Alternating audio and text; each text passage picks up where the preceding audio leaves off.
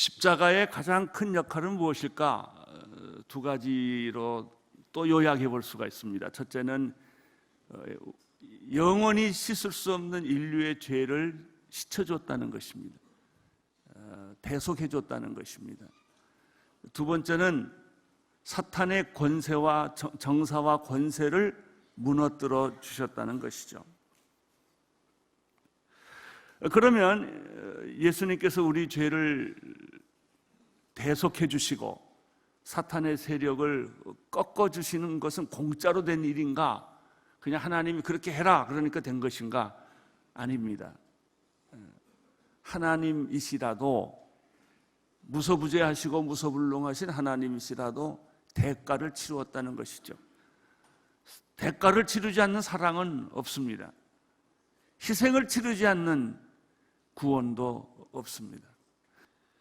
구약에서는 소가 사람을 받거나 또 다른 사람 집에 불을 냈을 경우에는 반드시 그 대가를 치루어야 합니다. 벌을 받아야 되고 배상을 해야만 그 문제를 해결하도록 되어 있습니다. 신약에서는 인류의 죄를 구속하기 위해서 하나님께서 그의 아들 예수 그리스도를 희생시켰습니다.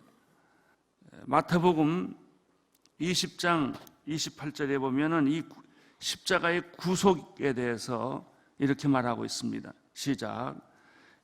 인자 역시 섬김을 받으러 온 것이 아니다.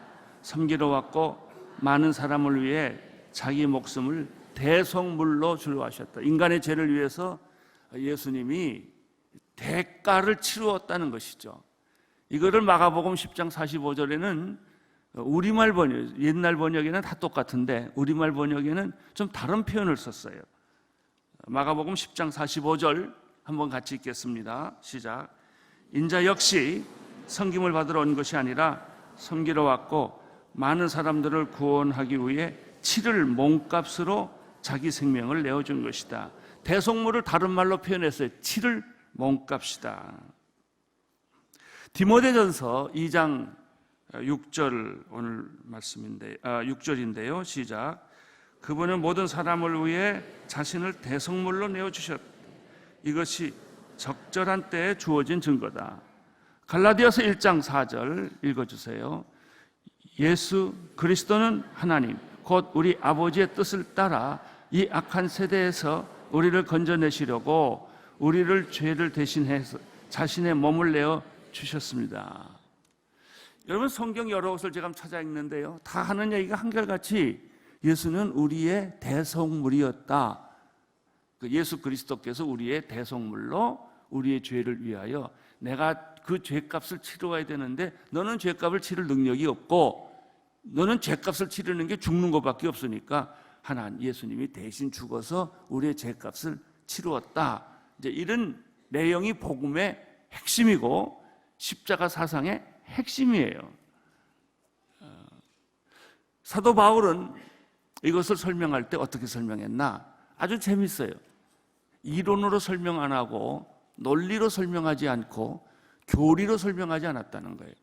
또 다른 말로 말하면 삶의 현장에서 일어나는 일들을 그대로 그림 언어로 만든 거예요. 네 가지가 있어요. 구원에 관한 네 가지 그림 언어. 구속에 대한, 구원의 십자가에 대한 네 가지 그림 언어를 오늘 한번 다시 사도 바울을 통해서 설명함으로 여러분의 구원이 죽었다가 살아나기를 바라고 무감각했다가 아주 감동적인 구원의 메시지가 여러분에게 전달되기를 바랍니다. 네 가지 그림 언어라는 것은 일상적으로 우리들이 많이 경험했던 그림에서 그런 상황에서 메시지를 뽑아내는 것입니다. 구약 사람들은 제일 많이 경험하는 것이 제사입니다. 그들은 하나님께 늘 제사를 드렸습니다. 제사를 드린다는 설명이 필요 없어요. 제사를 드리는 걸 가만 보면 꼭 제물이 있더라는 거예요.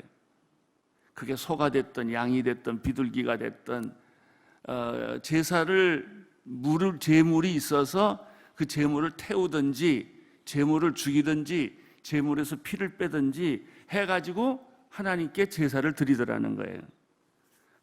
예수라는 분은 누구냐? 십자가라는 게 뭐냐? 그 제사법에 있어서 제물과 같다는 거예요.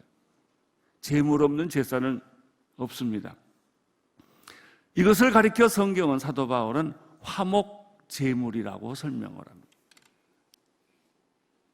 화목 제물. 로마서 3장 25절을 읽겠습니다. 시작. 하나님께서 이 예수를 속죄 제물로 내어 주셨습니다.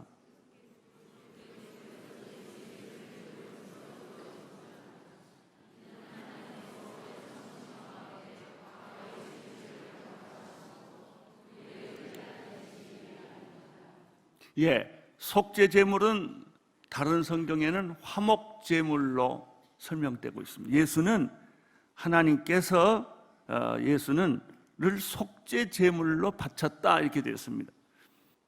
이것이 십자가입니다. 그러니까 불타는 거, 각을 뜨고 피를 흘리고 죽어가는 동물을 보면서 예수님이 가시면류관을 쓰시고 채찍에 맞으시고 조롱을 당하시고 두 손과 두 발에 못을 박으시고 허리에 창을 찌르던 모습이 마치 제무제단에서 짐승이 피 흘리며 소리 없이 죽어가는 거하고 똑같더라는 거예요.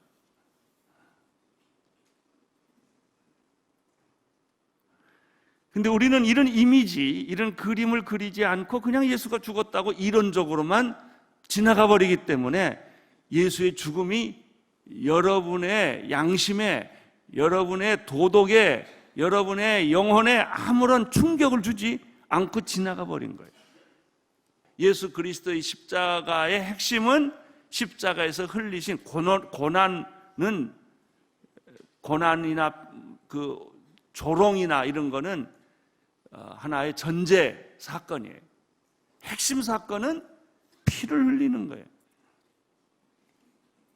피가 뿌려지지 않았다면 죄가 없어지지도 않고 생명을 얻지도 못하는 것입니다. 요한일서 4장 10절 말씀 읽겠습니다. 시작. 사랑은 여기 있습니다. 곧 우리가 하나님을 사랑한 것이 아니라 하나님께서 우리를 사랑하셔서 우리 죄를 위해 그분의 아들을 화목제물로 보내주셨습니다. 화목제물은 내가 하나님을 사랑했기 때문에 드리는 제물이 아니라는 거예요. 우리는 보통 내가 하나님을 사랑하는 줄 알아요. 내가 헌금하는 줄 알아요. 내가 예배를 드리는 줄 알아요. 그러나 성경은 이렇게 말합니다. 내가 하나님을 사랑한 것이 아니라 사실은 하나님이 나를 먼저 사랑했다. 하나님이 나를 사랑했기 때문에 하나님이 제물을 드린 것이, 내가 제물 드린 게 아니에요. 우리가 먼저 하나님을 사랑한 것이 아닙니다. 하나님의 사랑이 화목 제물을 드리게 만든 거예요. 속죄로부터 은혜가 흘러넘친 게 아니에요. 십자가가 있기 때문에 사랑과 은혜가 나온 게 아니라 사랑과 은혜 때문에 십자가가 주어진 것입니다. 그 다음에 사도 바울은 이 첫 번째 그림은 화목제물의 그림이에요. 두 번째는 우리를 시장바닥으로 데려가요. 왜 사람들이 매일 가는 데가 시장이에요. 이 시장에서 이제 물건을 삽니다. 과일도 사고 야채도 사고 고기도 사고 여러 가지 음식물을 사서 그것을 밥을 해 먹습니다.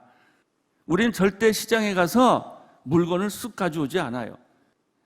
이거를 속전을 내고 값을 치르고 그 물건을 내가 산다는 것이죠. 그런데 구약에서는 이런 과일과 야채만 산 게 아니고 동물도 샀단 말이에요. 제사를 드리기 위해서는 동물도 사고 소도 사고 양도 샀습니다. 물건도 사고. 더 중요한 것은 구약 시대에는 노예도 물건이었어요. 그래서 노예를 돈을 주고 샀어요. 그러니까 내 노예를 만들었어요. 그 다음에 이 노예를 자유케 시키는 것은 주인의 마음이에요.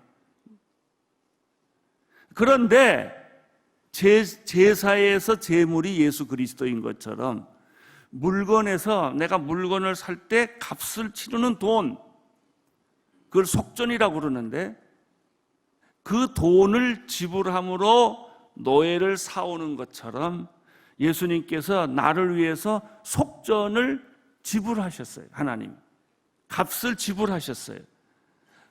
그걸 구속이라고 그래요. 성경적인 용어로는 구속을 함으로 하나님께서 죽을 수밖에 없는 죄인을 이제 죄값을 다 제하고 그걸 내 거로 사게 하신 거예요. 그럼 난 누구 거예요? 예수님 거구나. 노예 상태에서 벗어났구나. 나는 죄의 노예가 아니에요. 나는 더 이상 사탄의 놀이개가 아니라고요. 우리는 예수님이 돈, 핏값을 주고 나를 사셔서 자유인을 만들어놨어요. 내가 너를 자유케 했는데 어찌하여 너는 다시 노예로 돌아가느냐는 말이 그 말이에요. 우린 자유인이 됐어요. 하나님의 자녀가 되었어요. 하나님의 식구가 되었어요. 왜? 예수님이 핏값을 제공했기 때문에. 아까 읽었던 마가복음 10장 45절을 다시 읽겠습니다. 시작. 마가복음 10장 45절. 인자 역시 섬김을 받으러 온 것이 아니라 섬기러 왔고 많은 사람들을 구원하기 위하여 치를 몸값이라고 그랬죠. 몸값으로 자기 생명을 내어 주시려고 온 것이다. 디모데전서 2장 5절 6절 다시 읽겠어요. 시작. 하나님은 한 분이시고 하나님과 사람 사이의 중보자도 한 분이시니 곧 사람이신 그리스도 예수시니 그분은 모든 사람을 위해 자신을 대속물로 주려 주셨는데 이것이 적절한 때에 주어진 것이다. 우리의 구원은, 십자가의 구원은 제사에 있어서 화목제물과 같다. 화목제물은 그냥 드리는 것이 아니다. 각을 뜨고 피를 내고 갈기갈기 찢어서 제물로 바치는 거다. 그렇게 함으로 하나님의 진노와 분노를 막아내는 것이다. 이런 그림이에요. 또 하나는 시장에서 물건을 사듯이 물건을 산 게 아니라 노예를 살 때 예수님이 핏값을 주고 사탄의 노예에서부터 우리를 해방시킨 것이다. 이게 구원입니다. 여러분이 구원받았다라고 할 때 이런 생각하세요? 내가 구원받았다라는 말은 와, 내가 사탄의 노예에서부터 예수님이 핏값 주고 날 사서 하나님의 자녀로 만들어 주셨구나. 이걸 느끼고 이걸 경험하고 이걸 누리고 이걸 체험하는 거예요. 이제 세 번째, 예수님 당시의 사람들이 또 가장 익숙한 것은 제사 드리는 거, 시장에 가서 물건 사는 거, 노예 사는 거도 있었지만 또 하나 있었어요. 맨날 그들은 투닥투닥 싸워가지고 수를 해서 재판장을 가야 돼요. 누가 옳으냐 이거예요. 판결을 받아야 돼요. 그래서 그들이 아주 익숙한 생활 공간이 재판장이었어요. 요즘 우리나라도 고발공화국이 돼가지고 얼마나 그냥 뭐만 조금만 잘못하면 다 고발해버리잖아요. 그런데 마귀가 우리를 고발한 거예요. 마귀가 우리를 고발해서 사형 선고받도록 한 거예요. 그 사실이에요. 죄값은 사망이에요. 하나님의 절대 정의 앞에, 거룩한 정의 앞에는 어떤 인간도 한 사람도 피해갈 수가 없어요. 그래서 우리는 사형 선고를 받은 거예요. 사형 선고를 받았는데 변호를 들으시더니 하나님이 결론을 내렸어요. 너는 사형 선고지만은 사형 선고를 안 내리고 무죄 선언을 하겠다 하고 선언해 버렸어요. 이걸 가리켜 칭의라고 그래요. 의롭다 하심을 받았다. 의롭지 않는데 의롭다 하시고 선하지 않는데 선하다 하시고 용서받을 수 없는 죄인인데 용서받은 죄인으로 만드신 거예요. 죄라는 부채를 탕감시켜 주었어요. 죄는 우리를 땅 끝으로 끌고 가요. 그러나 칭의는 우리를 하늘 높이 하나님 옆으로 끌고 갑니다. 의롭게 되었다. 칭의, 너는 이제는 죄인이 아니다. 죽을 죄인이 아니다. 죽을 죄인이었지만 이제 예수 그리스도께서 너를 위해서 대신 죽음을 대신 졌기 때문에 너는 죄값에서부터 자유롭고 이제 내가 너한테 선언하는데 사죄를 선언하노라. 이 죄를 선언하기 위해서 예수님은 여러분이 죽어야 할 죽음의 값을 예수님이 피값으로 치르셨어요. 그래서 그 선언이 가능한 거예요. 칭의. 칭의란 말은 너무나 소중하고 너무나 귀하고 그 결과가 너무나 엄청난 거예요. 이 칭의와 비슷한 개념이 하나 있어요. 성화예요. 성화. 칭의는 재판장이 무죄 선언하고 선언하는 순간부터 효력이 발생되잖아요. 칭의가 그래. 하나님이 예수 때문에 내 죄를 내가 사하기로 결정했다라고 하는 순간에 효력이 발생. 그러나 성화는 안 그래요. 성화는 예수 믿고 내가 구원받았지만 성화는 평생 걸려요. 칭의와 성화는 가장 가까운 관계이면서도 가장 다른 관념입니다. 칭의로 의롭다함을 받았다고 다 완성되는가? 아니에요. 우리는 아직도 옛날 죄인의 생활이 그대로 몸에 남았어요. 지옥의 삶이 그대로 몸에 남아있어요. 문화 충격을 천국 충격을 받는 거예요. 천국에서는 이러지 않네. 천국에서는 이런 말 하지 않네. 천국에서는 이렇게 행동하지 않네. 이런 것을 하나씩 하나씩 보면서 문화 충격을 받는 거예요. 이것을 가리켜 우리가 성화라고 그래요. 그런데 또 중요한 게 하나 있어요. 어떻게 예수님이 피값으로 내 죄를 대신하고 나를 의롭다고 해줬는데 이것이 어떻게 그러면 나한테 이루어지느냐?